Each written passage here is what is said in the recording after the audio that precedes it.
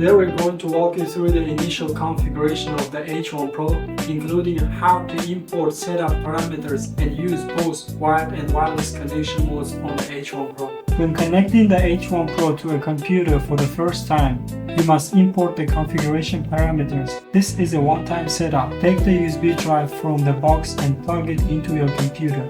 The drive contains two essential files: the calibration board true value file and the scanner configuration file. Open the VOXMETA software and click Configure New Product on the home page. In the pop-up dialog, select the directory where the calibration and true value files are stored. Next, expand the system settings. Click Auto Setup to configure the IP and ensure your computer's firewall is turned off. Click Apply to complete the import.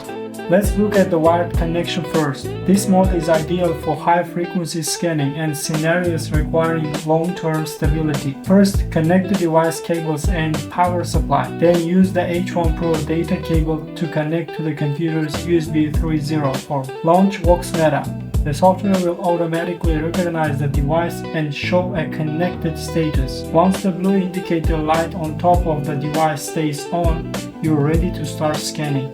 Now for the wireless connection. This mode offers more flexibility, making it perfect for scanning in restricted spaces or when you need to move around freely. First, correctly insert the two 18650 lithium batteries and power on the device. Enable the wireless function on the scanner. Then open VOXMETA on your PC. Search for VOXMETA H1 Pro in the list of available WLAN networks and connect.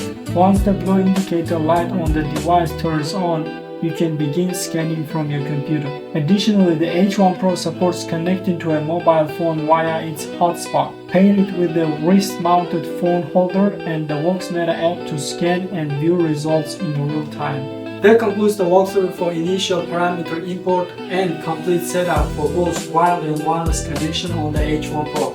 If you'd like to learn more details, feel free to leave a comment below.